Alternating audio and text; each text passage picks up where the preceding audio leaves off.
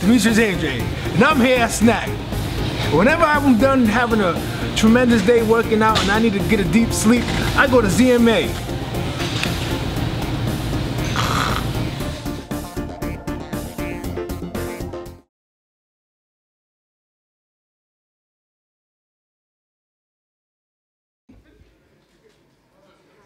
Well, there he is, the new pound-for-pound champion, Errol Spence. As I said, that fight tonight, you didn't win with your size and your strength. You won it with your skills. That was the most impressive display of skills I have ever seen, and I've seen a lot of big fights and big fighters. That was really record-breaking. You deserve to be crowned as pound-for-pound the best fighter in the world. That's what you are. And you have an unbelievable future ahead of you. Dallas, Texas, the US, the world can be happy to have somebody like you. And I said to the media before, your era has started. It's the Spence era. The Mayweather era has stopped, has ended. It's your time now. It's your era. And there's so many great fights for you out there. And let's go and get them all. Yes, give it up for the IBF welterweight world champion, Errol Spence. Well, I thank everybody for being here. You know, this has been a long training camp, been frustrating, you know, just me. Everybody know I'm like a low-key guy, so I don't really, you know, talk to a lot of media. Or if I don't have my fight coming up, you're not going to see me. Or you might just see me at a fight or things like that. But, you know, I'm not on the scene like that. And, you know, it was kind of hard for me because it's something new, trying to sell these pay-per-view buys because, you know, you got to be more outspoken. You gotta, you know, you got a lot of press obligations. You got to go out of town and things like that. You know, that was kind of frustrating, especially in the last week of training camp when you trying to make weight and they got you, you know, keep coming to the stadium, doing this, doing that. You know, it just got frustrating. So even at the press conference, I lashed out a lot. And then a lot of people, you know, a lot of so-called experts was writing me off saying, you know, Mikey's a smarter boxer, you know, or I can't box, I can't do this, I can't do that. So, you know, tonight I just wanted to show that, you know, I do have, you know, boxing ability. I can box. I can use my jab. You know, I do have high boxing IQ. You know, it's not, you know, it's a reason why, you know, I was an Olympian and had over 30 international competition and had success on the international level as an amateur. So I just wanted to prove that tonight. And, you know, I think I did that.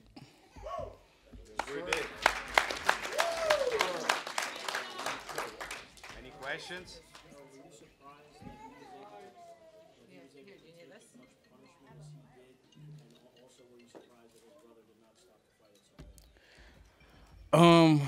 I did hear that they was planning on stopping the fight. His brother was, but you know, Mikey wanted to keep going. You know, Mikey has a lot of heart. You know, I think he prided himself on being, you know, a tough, you know, Mexican fighter. You know, they're born and bred just for, you know, big hearts.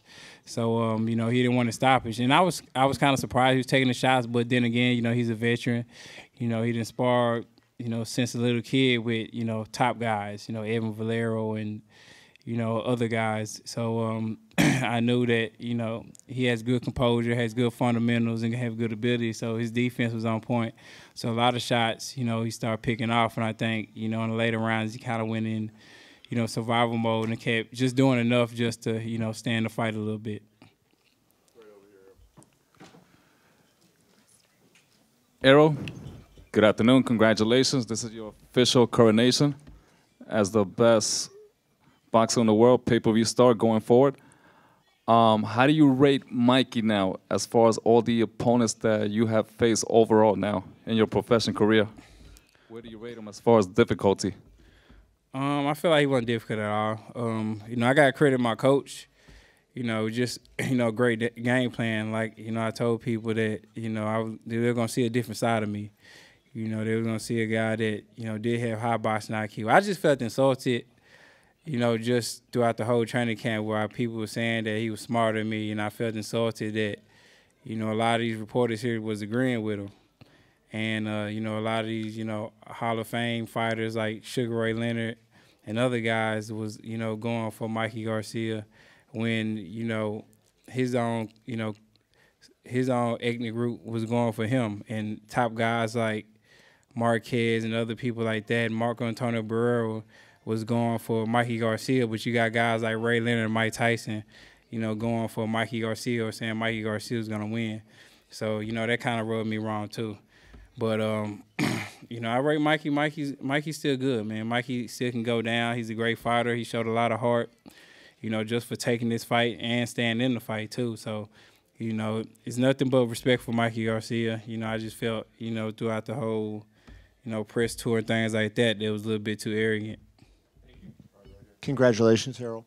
The game plan was so simple, you know, it's almost like a 1-2 the entire night. When you first started to break him down, did you see that right away, or was it something that you worked with Derek on in training camp and kind of watching film, you know, came up with that? It's something we worked on. You know, it just naturally, I had the longer reach, so I mean, the fastest way to get to your opponent is with a straight punch, you know, so it's the jab.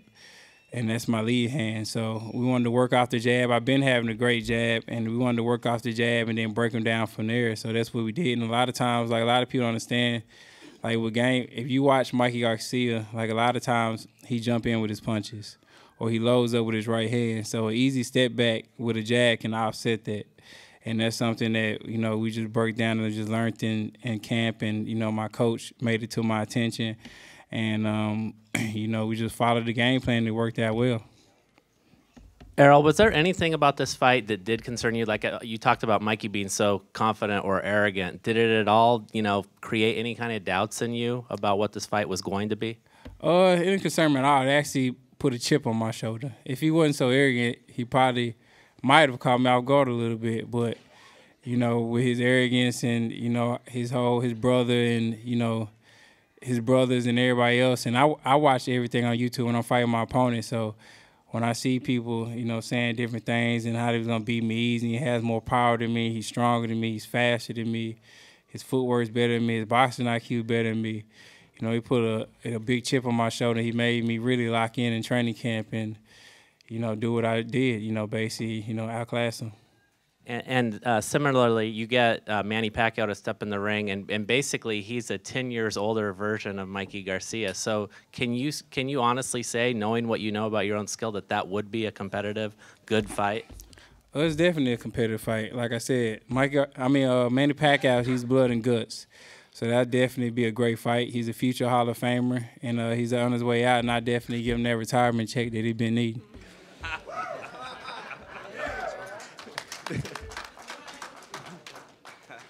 Mr. Spence, congratulations on your victory tonight. I'd like to know, I'm probably one of the few in here that gave Garcia the second and the third round. Coming into the fourth round, it seemed like you exhibited all that pissed offness that you shared and then just went to destroying this guy. What was different coming out from the third round to the fourth round? I'm just working off the game plan. I mean, we wanted to fill him out through the rounds and, you know, see how he was going to come. And then the fourth round, I feel like I could get him. But I didn't get him the fourth round, so I, you know, went back to throwing my jab and picking him off. And then I tried to go get him again. And, you know, I just couldn't get him out of there. So, you know, I tried to press on the gas, but, you know, it wasn't a man down tonight. In that seventh and eighth round, that's when you really try to put it to him? It looked like you was really trying to dig deep with body punches? Yeah, I was trying to stop him with either his corner or stop the fight, but they wasn't budging. I was like, damn. Good fight out of you. Errol right here. Congratulations. Tremendous performance from you tonight. If you can't get Manny Pacquiao, and who knows, you know, he says he's going to fight in July. I'm not sure if he'll fight you or somebody else. I'm ready in July. You ready in July? Yeah. All right. Well, if you can't get Manny Pacquiao, and it's obviously it's going to be probably more his call necessarily. We'll smoke Sean too. Say again? Say I'll smoke Sean too. Well, I was going to ask you. So, who, if you can't get Manny next, is it Porter that you want? Is it Thurman that you definitely. want? I went in the ring and called out Sean Porter when he fought Danny Garcia. He said it was an easy fight to be made, and then next thing you know, he's fighting his mandatory. So I mean, Ugas is a tough fighter. He's a great Cuban fighter, but you know he could have bypassed that and you know unified, but you know he didn't want that. So I fought Mikey Garcia, which you know turned out to be good. So you know, Manny Pacquiao don't want to fight, then you know I get him that smoke that he been asking for. Thurman said we're not fighting in 2020, so I don't know about Thurman. Hey, Errol, Richard said it's your time now. Just think back you know, what you've gone through and to be now the best boxer in fighting, best pound for pound boxer in fighting. What's your thoughts on just where you've come and where you are now? I'm just humble, man. It's been a lot of, hard work and a lot of sacrifice and a lot of times, running by myself and, just going to the gym with my dad. And, for me, I give, my mom and my dad, all the glory for me being up here because, before, I had any potential at all, my dad was bringing me to the gym, coming home from work, tired, driving trucks all night and then coming home from work and taking me to the gym and, basically taking me all over international tournaments and buying hotels and rental cars and, investing his time and money and, not being able to, be with my other siblings or come to their events because, he was focused on me. So, it's been a lot of sacrifice from, not me, my family and, my mother, my father, my siblings, my coach and things like that. Back when I was an amateur and I wasn't making $1. So, it's very humbling. And that's why I work so hard and I stay focused and stay dedicated because I know just as much time that I put in this and sacrifice, it's my family put in as much time and sacrifice a lot with me too. Errol, congratulations on the win. Thank you. Hey, you said Mike Garcia was going to win too. I did. Errol, you proved me wrong. I told you I watch everything. I watch everything. I'm flattered that you care. I watch everything. I told you that. I told Mikey that I watch everything. I asked this of Richard. The bottom line is the other PBC welterweights. You know who they are. Sean Porter, Danny Garcia, Adrian Broner, and Keith Thurman. They've all fought each other. They have not fought you. In your heart of hearts, based on tonight, do you think any of them will step up now? And what about the second part of the question, the specter of one Terrence Crawford? I think they will because, the money's right now. Like I always say on Twitter, you always see me post tables turn. A lot of these guys didn't want to fight when I was calling them out when they 13-0. And you look at all them YouTube videos with Sean Porter saying he's not looking at me. He never wanted to fight me. He wanted to fight Danny Garcia and things like that. But now, everybody's, everybody energy changed. And now, guys want to fight me and things like that because, I'm turning into the money man. We can get there too. Hey, EJ, congratulations to you, Derek, Mr. Spence. How much fun were you having out there? Because it looked like you went to Orthodox for a second, if I'm not mistaken. I know you work on that in the gym. And was this the one-sided massacre you were looking for? I was looking for the stoppage, but, it didn't happen. But, I was having fun in there. I felt good, like I said, and, just fighting at home and, fighting in front of my family, friends, and, my people from the city. They was just, it was great and just have everybody come out and just a warm welcome and, coming out to, local guys I grew up with, Yellow Bees and Trap Boy Freddie, and, coming out with the Lancaster band, so, it was just great just getting that warm welcome in and just fighting in front of, 40-some thousand plus of, my fans. Errol, Valencia King, KKVI BC TV, congratulations on the win. You just kind of touched on my question about the community support, but during the week you actually got to stand face-to-face with your supporters. What was that interaction for you like?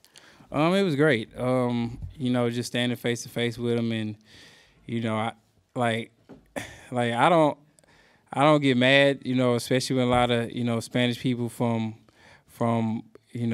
Dallas, rep for Mikey Garcia and want Mikey Garcia to win because it's understandable. Mexicans have a lot of pride, and they have a lot of pride in their flag and, in their ethnicity. So, I respect them for, going with their guy, just like me. Andre Ward fighting Kovalev, I'm going for Andre Ward. Terrence Crawford fighting Americano, I'm going for Terrence Crawford. I'm gonna go for my guy just like they're gonna go for their guy. So, I respect them for that. And, they was never distasteful. Of course, sometimes I got booed and things like that, but it was never ugly or somebody saying something ugly or things like that. So, I have nothing but respect for them and hopefully, I won them over as fans too.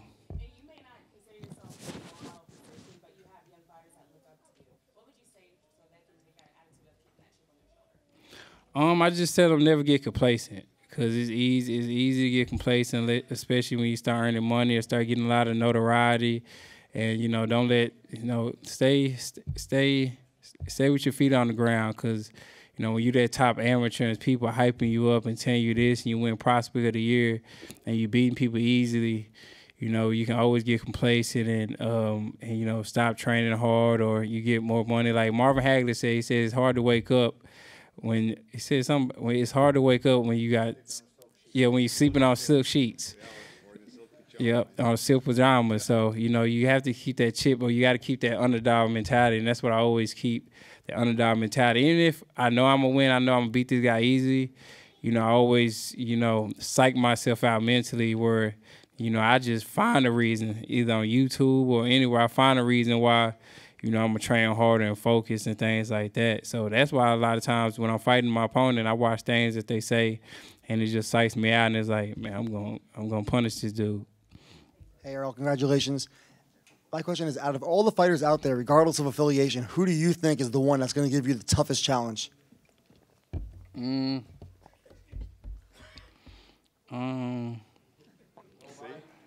I had to think too. I don't know. I don't think nobody. I mean, a lot of y'all thought me and Mikey was going to give me a huge challenge. I mean, y'all thought I guess I was just a big brute or something, just come forward. You know, but, you know, I showed y'all a different element and, you know, a different game plan. So, I mean, I really don't know. Like, people was like, is Mikey Garcia your hardest fight? I was like, on paper he is, but I really don't. You got to ask me after the fight because I really don't know till I get in there with him. So, you know, I don't know yet. I mean, the welterweight division is packed. I mean, you got Terrence Crawford, you got Sean Porter, you got Keith Thurman, you know, you got guys like Ugas, you know, you got a couple guys there, Danny Garcia. So, you know, it's packed and it's a loaded division. So, I mean, any of those fights can be tough, especially if you're not on your A game. So, you know, with me, you know, my job is stay on my A game, stay focused. And whoever I fight next is going to be in trouble because I'm keeping my weight down now, too. So, I'm going to have way more energy. I'm standing around 160. Question for Derek. In what ways do you think Errol showed that he was the superior fighter regardless of size and weight and strength? It was with the jab. It was the way he controlled the tempo. It was the jab and the way that he controlled the tempo. I listen to a lot of the interviews, and I hear people say how intelligent he is and how great his timing is. And what I thought, and I said to myself, I said, just keep the jab in his face so he'll keep thinking. So he won't even get the opportunity to react because he'll have to deal with the jab in his face. And that was just like really the key element because if you keep him busy, he won't have time to think. He'll be worried about getting away from the jab, and that's really basically what happened. I mean, the jab broke him down, and that was kind of it. You know, Errol, you were really loading up at the end of the fight. Did the pressures was there any extra pressure in this being a pay-per-view fight and the way you performed in the ring and the way you wanted to put on a show differently maybe than other fights? There was no pressure.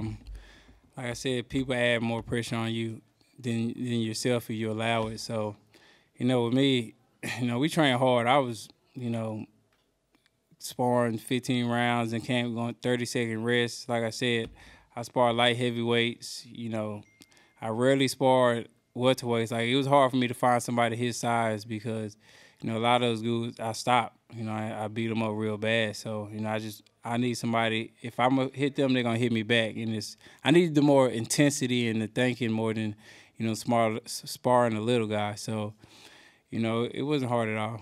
You know, and secondly, you noted the very pro Mikey crowd in here. You know, with this being a hometown fight, I mean, is that a chip on your shoulder now moving forward to make sure that, you know, the next time you fight here, it's a lot, you know, more of a pro Spence crowd than it is for the other guy?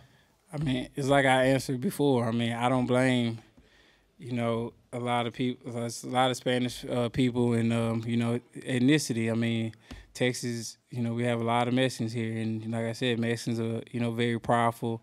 You know, they're proud of their ethnicity and, you know, they represent, you know, their people. So, you know, I can't get mad just because, you know, a Mexican-American supporting another Mexican-American. I mean, that's their ethnicity. So, no, I can't get mad for the support. And a lot of the Mexicans which were here tonight are going to be Spence fans. And there was not just him wearing the Mexican colors on his jacket, turn around, but I think with his performance tonight, he gained the Mexican fans as well. Earl, congrats again, man. Just like Richard just said, so does that make you the ultimate A-side, regardless of who you see? You're the new Bod Posh. You're the new shot caller. I mean, I leave that up to my management. I can give two cares about A, B, whatever. Like I come here to fight. It's when we fight, it's one ring, one ref, and it's me and you. So, you walking out first, me walking out last. I don't care. We both gonna get in the ring, and we both got to fight. So, I mean, of course, it's good to be A side because it's more money on that side. So for that aspect, yeah. But I mean, I think I'm the A side with a lot of these guys, because a lot of these guys can't, they're not selling, they can't sell anything. Like even at Frisco, I sold out 15,000 plus, and that was with, somebody nobody knew. So I can't sell tickets, and I sold 15,000 plus by myself. So I mean, this has been a great event, and like I said, I think going on, I am the A side. And you hit the nail on the head. 15,000 at Frisco, 47 tonight, and this performance on pay-per-view. Do you think you're officially now the new face of boxing? And is that mantle that Floyd left vacant when he walked away officially yours, or do you think you still need some work to do? Oh no, I still got work to do. I still have a lot of work to do, man. Still, a lot of opponents in my weight class. There's still belts out there, So I still got a lot of work to do. I still got to put on, more performances, more pay-per-view fights and things like that. So I'm not going to say I'm the best out there right now. Let's just hold on quickly. I want to ask Mikey up. Mikey is here, so you guys can ask Mikey questions as well. And if you can maybe wait and sit down as well, cool. And so we can, so that we can have both of these great warriors up here.